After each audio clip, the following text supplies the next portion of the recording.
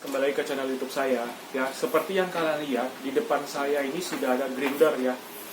Mungkin tidak asing lagi bagi kalian. Dan juga di depan saya ini adalah grinder tipenya N510 automatic ya guys ya. Jadi kita nanti seperti biasa akan mereview cara gilingnya seperti apa, cara bersihnya seperti apa, dan juga kalibrasinya, cara setting timer ini ya. Jadi ini ada timernya, kita bisa setting ya guys. Jadi secara fisik kalian bisa lihat sendiri ya. Yang saya suka dari grinder ini adalah ini hoppernya ya, kapasitasnya 500 gram, dan juga ini bodinya materialnya sudah besi ya, jadi ini kokoh ya, ini tebal ya, dan juga ini sudah touchscreen ya kan, sudah ada layar, dia sudah warna juga ya. Dan juga yang saya suka lagi daya jual ini ya, dia ini sudah bisa diprogram dan juga layarnya sudah warna, yang itu yang saya suka, bisa diprogram mau disetting double-nya berapa detik ya, dia sudah ada layarnya. Dan juga jika kalian tidak ingin menggunakan layarnya, di sini ada dua mode ya. Jadi mode yang untuk pakai layar ataupun yang tidak ya. Jadi ini bodi besi yang menyebabkan ini semakin kokoh, dan juga watt yang dipakai untuk grinder ini dikatakan 200 watt ya, di bawah mesinnya tadi baru saya lihat ada 200 watt. Dan juga ini jika kalian meminang grinder ini sudah dapat dipakai untuk espresso, manual brew, dan sebagainya. Segala metode sudah bisa digunakan ya guys ya. Karena pisaunya juga sudah flat bore ukuran 60 mm ya. Jadi bahannya itu bukan baja biasa, melainkan sudah dilapis chrome stainless ya. Jadi dengan stainless tersebut, kopi yang kalian giling pun ya lebih cenderung dingin ya. Maksudnya tidak bakal overheat. Meskipun ada ke arah overheat, tapi itu dapat meminimalkannya karena pisaunya sudah dibalut stainless tersebut ya. Jadi di depan ini warnanya itu dikatakan dari pabrik itu putih, tapi menurut saya tidak bisa dibilang putih juga, karena putihnya itu ke arah krim ya, krim campur putih ya, seperti warna susu kacang yang kalian lihat sendiri ya. Jadi ini termasuk dimensinya tinggi ya, dari tangan saya ini ya sekepal tangan ya. Jadi kalian lihat ya, ini tingginya tuh setangan saya ya, sekitar adalah ini hampir mungkin 80 cm ya. Ya mungkin 70-an cm ya. Jadi ini beratnya juga untuk satu buah grinder ini, berat bersihnya itu 6,5 kilo ya. Jadi udah sangat kokoh sekali, dan juga harganya juga ini boleh dipertimbangkan nih. Harganya menurut saya masih worth it banget lah untuk dibeli. Harganya masih di bawah 3 juta. Jadi kalian dengan di bawah 3 juta tersebut kalian sudah mendapatkan grinder secanggih ini ya guys ya. Jadi tunggu apa lagi, kita akan review seperti biasa hasil gilingannya, cara kalibrasinya, dan sebagainya. Nanti kita akan lihat. Tunggu apa lagi, oke? Ini ingin saya kasih lihat. Nah, ini penampilan dari sebuah grindernya ya, N510 ini ya. Jadi ini yang saya mau kasih lihat, ini adalah tipe warna putihnya ya. Jadi bentuknya tuh seperti apa sih, kita lihat ya sisi detailnya ya.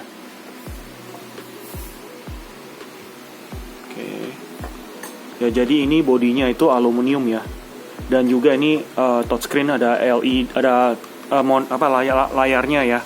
Jadi ini dikasih manual book, ada kuasnya ya. Jadi ini adalah dudukan untuk portafilter. Kita bisa lihat lagi di sini.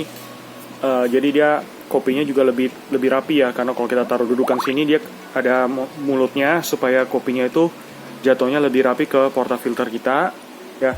Jadi di sini tuh bisa dua mode ya kalau kita perhatiin di sini ya. Jadi kalian mau nyalakan layarnya bisa, atau layarnya dimatiin hanya berfungsi di tombol ini ya. Jadi di grinder N510 touchscreen ini dia ada dua mode. Jika kalian tidak mau pakai ini ribet, kalian cukup tekan tombol merah ini dengan portafilter ya.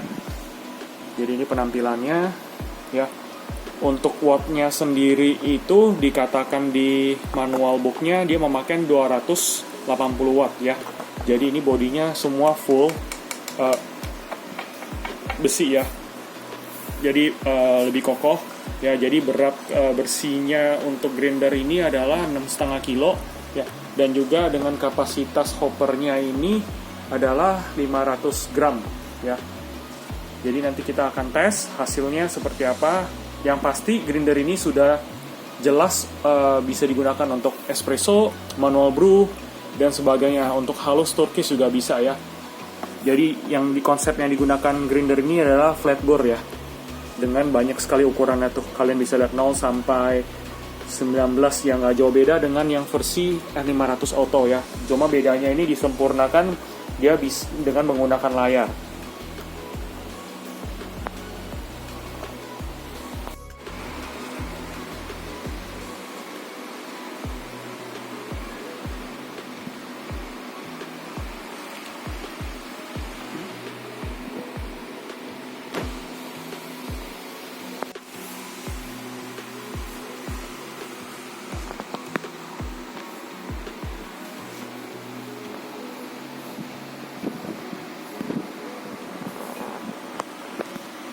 Nah guys, jadi ini udah saya nyalakan ya, kalian bisa lihat ya. Jadi dua mode ya, yang seperti yang saya bilang. Ya jadi mode yang pertama itu seperti ini, dia langsung nyala aja, jadi cuma hanya on dan off ya. Jadi ini tidak berfungsi ketika kita nyalakan. Untuk yang mode yang pencetan nomor 1, layar akan nyala seperti ini ya. Jadi kita bisa lihat untuk bawaan pabriknya. Untuk double-nya itu 12 second ya. Dan untuk single-nya itu 6 second. Ya nanti aku bakal ajarin cara settingnya bagaimana. Dan kita akan lihat hasil greennya seperti apa ya. Untuk espressonya, untuk manualnya tuh seperti apa. Jadi saya mau ajarin cara settingnya ya. Cara settingnya untuk grinder itu seperti ini. Kalian tekan set dulu, single. Ya, agak lama. Mungkin sekitar 1 second. Habis itu kalian tekan single, tekan set ya. Nah, kalian perhatiin ya, tombol S-nya itu jadi warna merah. Nah, ini nanti dari setelah S-nya bertanda merah, kalian tekan nih tanda double di LCD ini akan berubah menjadi plus. Sedangkan untuk singlenya tuh jadi minus ya. Jadi seperti itu settingnya. Misalkan kalian sudah oke nih, wah untuk detiknya saya udah cukup deh di 7 detik, kalian tinggal tekan setting lagi ya, itu udah otomatis ke program. Sekarang kalian ingin setting misalkan double ya, jadi dia sama, tekannya bersamaan. Ketika warna merah, tekan sekali lagi set. Nah kita tambah ini misalkan 14 detik. Oke, sudah cukup di setting. Nah itu udah otomatis ke program ya. Kalian bisa lihat apakah sudah berhasil terprogram atau tidak. Kalian bisa lihat nih singlenya tadi, double-nya juga udah mulai terprogram ya, single juga sama. Dan juga jika kalian tidak mau memakai program ini, single atau double, kalian tinggal pilih gambar telunjuk ini ya. Jadi ini tanpa program ya. Jadi dia hanya fungsinya di sini ya. Tombol merah ini bekerja ketika kalian hanya ingin memakai tanda telunjuk ini. Jadi itu hasil programnya ya. Sekarang kita akan tes gilingannya. Ini saya sudah setting di yang paling halus ya. Ini belum paling halus sih, 1 lewat dikit, tapi menurut saya ini sudah halus sih. Jadi kita akan tes dulu hasil gilingannya seperti apa ya guys. Nah guys, jadi saya menggunakan plastik transparan ya, supaya melihat hasil gilingannya lebih kelihatan aja ya, lebih bening ya. Jadi kita akan tes.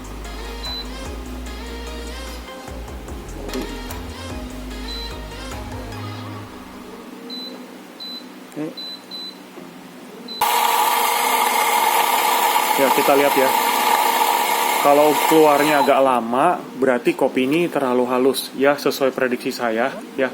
Ini bener-bener jadi di nomor bawaan pabriknya 2 aja ya, kalian lihat ya, 2 aja ini udah cukup halus ya, malah terlalu halus. Nah kalian bisa lihat tanda-tandanya kehalusan tuh seperti ini ya, dia kayak bedak ya, dan juga meninggalkan noda di tangan ya. Jadi ini seperti bedak. Untuk espresso pun ini tidak bakal bisa dapat ya, karena terlalu halus. Ini lebih ke Turkish ya.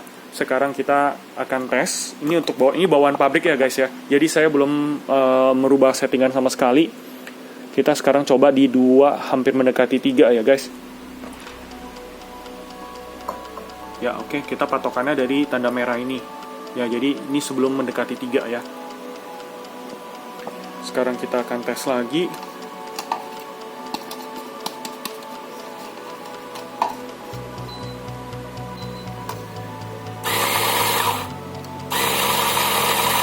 Ya kita bisa lihat ya, keluarnya lebih cepat ya. menandakan kopinya sudah tidak terlalu halus lagi, ya, karena sudah berubah ukurannya.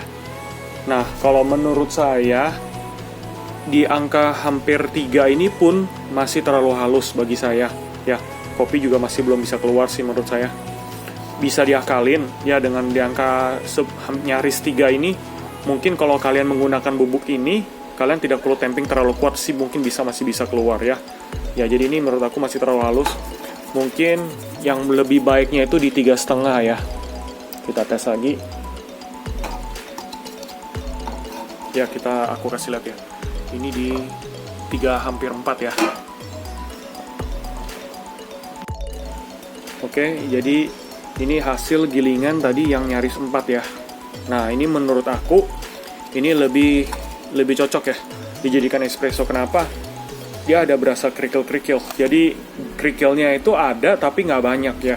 Kalau terlalu banyak juga nggak bagus ya. Pasti kopi kamu kalau keluarnya lebih cepat ya. Jadi krema juga biasanya nggak ada. Ada pun tipis sekali ya. Jadi ini menurut aku kalau jika kalian membeli grinder ini dengan bawaan pabriknya ya, kalian cukup pakai di angka 4 lah kayaknya maksimal ya. Di bawah 4 lewat dikit. Kalau di bawah 3 menurut saya sih nggak dapet ya. Tapi kalian boleh coba ya. Jadi ini di angka mendekati 4 ya. Menurut aku ini udah oke ya. Ada serabutnya udah lumayan banyak, tapi nggak banyak-banyak sekali. Kalau kalian maksakan ke 5, kemungkinan kremanya keluarnya tipis ya. Jadi saran saya di bawah 4 untuk menghasilkan espresso udah oke ya. Maksimal 4 lah. 4 lewat dikit mungkin masih dapat, tergantung karakter kopi kalian. Kalau kalian kopinya mungkin agak light, kalian harus agak halusin ya. Kalau misalkan karakter kopi ya kalian dark, lebih gelap, kayaknya di angka segini udah oke sih ya menurut aku ya. Karena semakin gelap kopi pasti otomatis bodinya tuh lebih pekat ya. Jadi kalau andaikan kalian misalkan menggunakan kopi yang light, otomatis kita harus lebih halus lagi. Kenapa? Karena ibarat itu jeruk itu diperes ya. Jadi karena masih muda, biasa sarinya itu masih kurang banyak gitu loh, masih kurang tebal. Jadi diakalinnya biasanya saya dengan menghaluskan kopi ya. Jadi seperti itu. Sekarang kita akan tes tadi untuk espressonya di 4,5 lah, di atas 5 menurut aku udah salah, udah nggak bakal dapat. Sekarang kita akan tes untuk manual brew-nya, saran saya sih ke angka 7 kalau nggak 8 ya. Jadi perantara 7 atau 8 ya. Sekarang kita akan tes. Oke.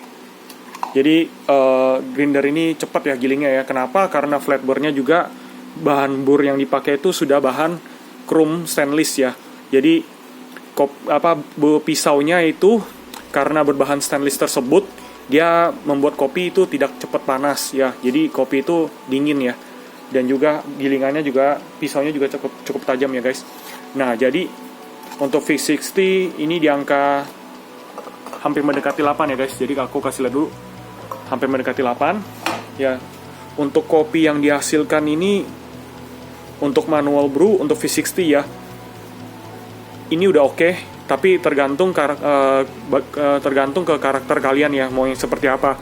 Menurut aku ini 8 sudah oke ya. Tergantung dengan karakter kopi kalian. Jadi alangkah baiknya kalau mau bagusnya lagi, menurut saya di angka 9 lebih oke ya.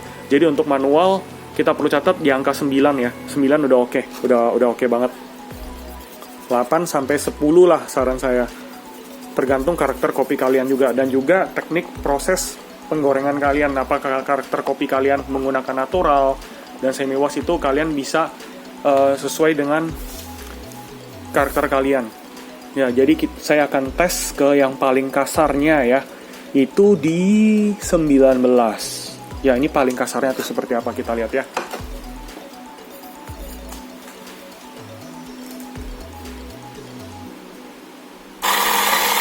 Waduh, gila, cepet amat. Ya, ini benar-benar, ini paling terkasarnya dari grinder ini. Ya, kita lihat ya. Nah, ya. Jadi ini kasar banget ya. Ya, ini kerikil-kerikilnya ada banget. Sebenarnya kalian mau lebih kasar lagi bisa sih, nggak usah patokan dari nomor yang di sini ya. Yang di green size grinder ini. Jadi ketika kalian lewatin dari 19 pun, itu bisa lebih kasar. Pokoknya semakin kecil nomor dari grinder ini, lebih halus ya, kalian harus ingat. Dan juga untuk sebaliknya, semakin besar itu berarti semakin kasar ya guys ya. Jadi ini paling kasarnya ya, bisa lebih kasar lagi, tapi ini adalah 19 di ujungnya tuh seperti ini ya guys. Jadi grinder ini sudah bisa kalian mau pakai kasar, halus, semuanya sudah cukup di satu grinder ini. Kalian tidak perlu maksud saya membeli harus yang manual brew atau yang untuk espresso dan sebagainya. Tapi alangkah baiknya grinder untuk espresso dan manual brew itu lebih dipisah. Kenapa begitu? Karena kalau espresso kan kita lebih halus ya. Sedangkan jika kita ada pesanan manual brew, ya kan, kita pasti kan akan akan dengan satu grinder ini kita akan rubah green size-nya tersebut, ya guys. Dengan rubahnya green size tersebut, jika kita awalnya menggunakan espresso di angka 3 atau 4, ya kan, kita akan merubah ke manual brew yang ke 8 atau 9. Otomatis biasanya ketika green kita kasar, pasti ada tertinggal green size halus itu yang menyebabkan rasa kopi itu menjadi kurang inkonsisten ya. Jadi alangkah baiknya, meskipun grinder ini bisa dipakai di berbagai metode, saran saya tetap untuk manual brew dan espresso itu dipisah. Jadi supaya hasil kopi kalian tuh lebih konsisten juga ya. Jadi nanti ingin saya ajarkan juga cara bersihinnya tuh seperti apa ya guys ya. Jadi pertama-tama seperti ini ya guys. Ini kopi kalian harus tutup dulu ya supaya tidak tumpah. Ya di sini ada klip ya, kalau kalian lihat ya. Di sini ada klip. Untuk membersihkan, nah guys, jadi untuk membersihkannya ya, kalian harus pencet tombol yang hitam ini ya. Kita putar ke arah kanan ya. Kita ke arah kanan untuk membukanya. Sorry.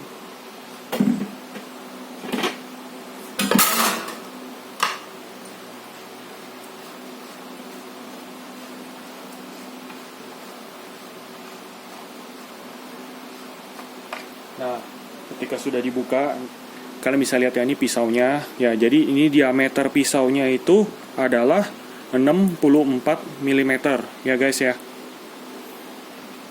Jadi yang digunakan adalah flat burr ya. Nah ini sisa-sisa kopi yang tadi belum tergiling ya, jadi kalian perlu siapkan kuas yang bawaannya. Nah kalian boleh sikat di bagian dark-darknya ini ya, supaya tidak mampet atau tidak macet ketika kalian akan merubah green size kalian. Jadi seperti itu. Sama yang ingin saya bilang, kalian bisa dari sini ya, kalian boleh tusuk-tusuk, biasanya saya memakai ini sih, sikat atau sumpit ya. Nah kalian bisa lihat ya, banyak kopi yang tidak keluar ya dari dalam sini, jadi banyak yang sangkut. Jadi kalian harus sering perhatikan. Mungkin kalian tergantung kuantitas kalian, pemakaian kalian bagaimana ya, kalian boleh cleaning dengan menggunakan, atau maaf ya ini sedikit, menurut saya sedikit mungkin jorok ya, tapi dengan tangan kalian bisa lihat kopinya itu masih bisa keluar seperti ini ya. Jadi sisa-sisa kopi itu masih ada gitu loh. Bayangkan kalian yang mungkin jarang cleaning, kopi kalian agak berminyak, dia lengket karena gilingan kalian terlalu halus, dia itu mandeknya di sini.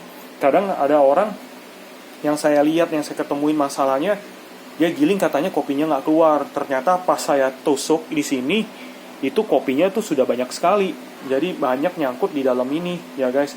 Jadi kalian harus perhatikan tuh, kebersihan tuh penting ya, supaya grinder kalian awet dan juga tidak ada masalah. Nah guys, jadi ingin saya bilang juga, ketika kalian bersihkan, ini penting ya, jangan sampai hilang ya guys. Ini benar-benar penting sekali. Ya jadi kalau saya membersihkannya itu menggunakan sikat gigi ya. Kenapa? Karena ini bahannya lebih keras dibandingkan sikat bawaannya. Jadi ini disikat ya,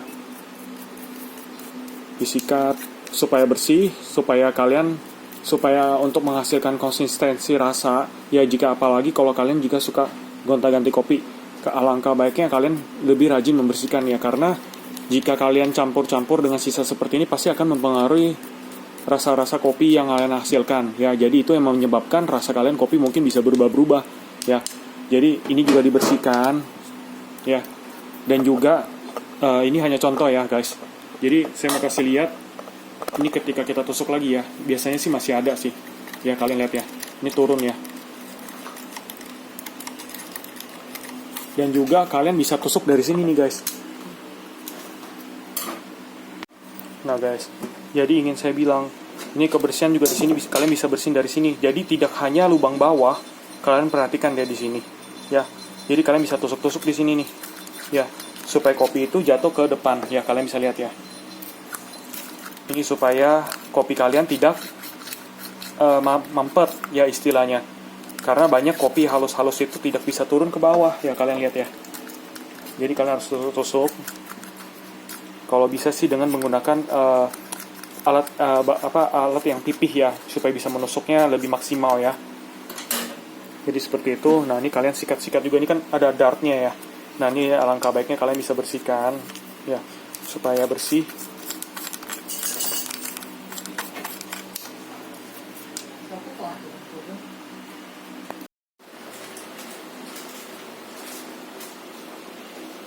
Nah guys, jadi saya ingin ajarin cara pasangnya ya. Ini kebanyakan orang salah ya guys. Jadi cara pasangnya itu kalian harus perhatikan nih. Di sini kan banyak nomor ya. Kalau kalian perhatikan ya. Jadi patokan saya itu dengan pentil yang hitam ini itu di angka 8 sampai 10 ya.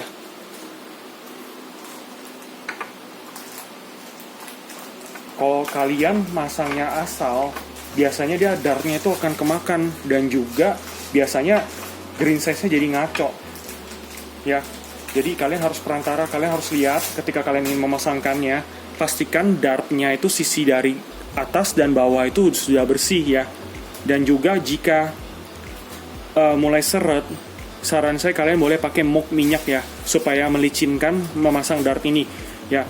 Jika sudah stuck, kalian jangan paksakan. Mungkin kalian itu dartnya pasangnya tuh tidak rata, jadi ada miring sebelah. Ketika sudah miring sebelah, alangkah bagusnya kalian cabut lagi, pasang lagi dari awal ya. Karena banyak kejadian jika dartnya sudah kemakan sebelah, kalian tetap maksakan, itu hasilnya fatal. Kenapa fatalnya? Kalian tidak bisa membuka lagi bagian atasnya nih, karena sudah nyangkut. Kalian juga nggak bisa menggunakan hasil grinder yang halus lagi, karena ini udah nggak bisa dibuka, sudah.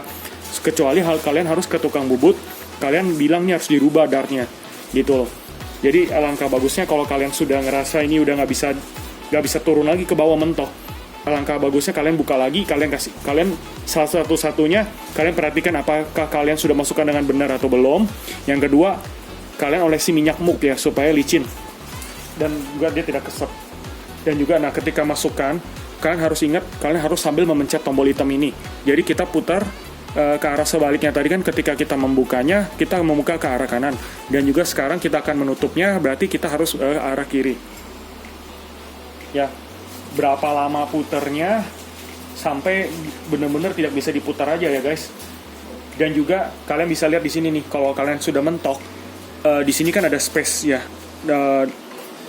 ada dart di sini ya. Ini kalau di sini kan kalian lihat, ini kan berarti ibaratnya nafasnya masih ada ya, jadi masih bisa diputar ke kiri. Kalau sudah mentok, berarti itu sudah ke maksimalnya ya. Dan juga patokan saya, selain lihat di dart ini, kita bisa sambil nyalakan grinder ya, apakah pisau sudah bergesekan atau belum. Kalau sudah bergesekan, berarti itu sudah mentok sekali. Jangan dipaksakan, daripada pisau beradu menyebabkan pisau rusak, kalian bisa ke kasarkan lagi ya.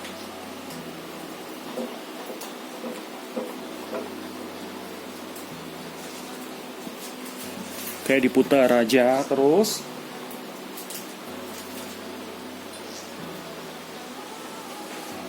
Oke, ini udah stuck ya. Dia udah seret, udah nggak bisa diputar lagi. Nah, ini sudah balik ke setelan awal ya. Kalau kalian sudah benar, kalian bisa lihat dari bawah ini ya. Jadi nafasnya sudah nggak ada ya. Ibaratnya seperti itu, lingkaran dartnya sudah habis. Jadi dia sudah mentok ke arah awal ya, ke setelan awal ya. Jadi seperti itu. Ini benar-benar kalian harus perhatikan deh, ini nggak boleh sampai hilang. Jadi itu cara bersihin dan juga cara memasang kembali gearnya untuk grinder N51 Auto ini. Nah guys, jadi seperti yang kalian lihat tadi ya, jadi kalian sudah lihat hasil gilingannya itu seperti apa ya. Jadi kalian bisa menggunakan, jika kalian meminang grinder ini, kalian pasti sudah bisa membuat espresso. Mau lebih halus dari espresso juga bisa. Mau paling kasar di tengah-tengah untuk metode V60 juga masih bisa. Ya guys, jadi saya ingin memberi kesimpulan ya menurut kalian. Ya jadi kenapa menurut saya grinder ini layak dibeli? Pertama, karena harganya tuh masih oke banget ya. Harganya masih di bawah 3 juta ya. Jadi dengan teknologi yang kalian dapat, harga di bawah 3 juta itu udah sangat worth it sekali. Dan juga yang saya suka lagi ya, ini layarnya itu sudah warna ya. Jadi bukan hanya sekedar warna, layarnya sudah seperti layar handphone. Ya, jadi sudah warna, sudah bisa diprogram, touchscreen, dan juga bodinya ini ya, ini sudah besi, ini menjadi daya jualnya juga ya. Selain itu pisau yang digunakan juga sudah bagus. Dan juga yang saya suka lagi kelebihannya itu untuk spare partnya ya. Spare partnya yang ada pada grinder ini, jika kalian suatu saat nanti kalian ada terjadi kerusakan, semua partnya itu masih murah lah dan terjangkau di pasaran ya. Jadi kalian jika menggunakan grinder ini tidak perlu takut untuk biaya spare partnya mahal atau tidak ya. Jadi menurut saya ini boleh dipertimbangkan karena harganya cukup reasonable ya, tidak mahal, spare partnya juga mudah dicari di pasaran ya. Jadi untuk kelemahannya menurut saya, jika kalian di daerah yang suka mati lampu, alangkah baiknya kalian menggunakan stabilizer ya, karena ini sudah bersifat volumetrik ya. Yang saya takutkan itu kalian mungkin programnya ini CB-nya mungkin kena ya, karena sudah ada, ini kan sudah volumetrik, karena listriknya tidak stabil tersebut dapat merusak komputernya. Jadi alangkah baiknya kalian menggunakan stabilizer bagi daerah yang suka mati lampu ya, listriknya nggak stabil. Itu aja yang saya takutkan. Dan juga ini ya yang paling sering saya dapat dengar dari masalah-masalah orang ini ya, yang tadi saya kasih lihat di rekaman saya sebelumnya, untuk jika kalian sudah membersihkan ya, ini dart ini pentil jangan sampai hilang ya, yang hitam di sebelah sini. Dan juga ketika kalian masukkan stud ya, nggak bisa lebih halus lagi, maksudnya dartnya itu nggak mau turun, berarti menandakan dart di sisi-sisinya masih kotor. Kalian perlu bersihkan 2 kali, ataupun kalian boleh menggunakan muk minyak ya, supaya melincinkan dart tersebut, jadi kalian putarnya itu lebih gampang ya. Itu yang kedua. Dan juga yang ketiga menurut saya yang sering terjadi mungkin clumping ya, karena kopinya terlalu halus ya, lama-kelamaan mungkin pertama tidak ada masalah. Jika kalian pakai terus-terusan berkali-kali, biasanya dia pasti ada nyangkut. Jadi saya tadi sudah ajarkan bagaimana cara bersihnya supaya kopi kalian itu tidak nyangkut, tidak mandek di dalam mesin ya. Seperti yang kalian boleh bersihkan di bagian depan dan juga di bagian dalam yang tadi seperti video saya selanjutnya. Jadi menurut kalian bagaimana ya, menurut kalian bagaimana grinder ini, apakah layak dibeli atau tidak, itu kembali ke keputusan kalian. Jadi segitu aja video saya. Maaf kata jika ada kesalahan bicara, kalian bisa komen dan share ke teman kalian yang jika kalian membutuhkan informasi tentang grinder ini. Dan juga kalian jika ingin menanyakan langsung, silahkan komen di bawah ya. Terima kasih telah menonton channel saya.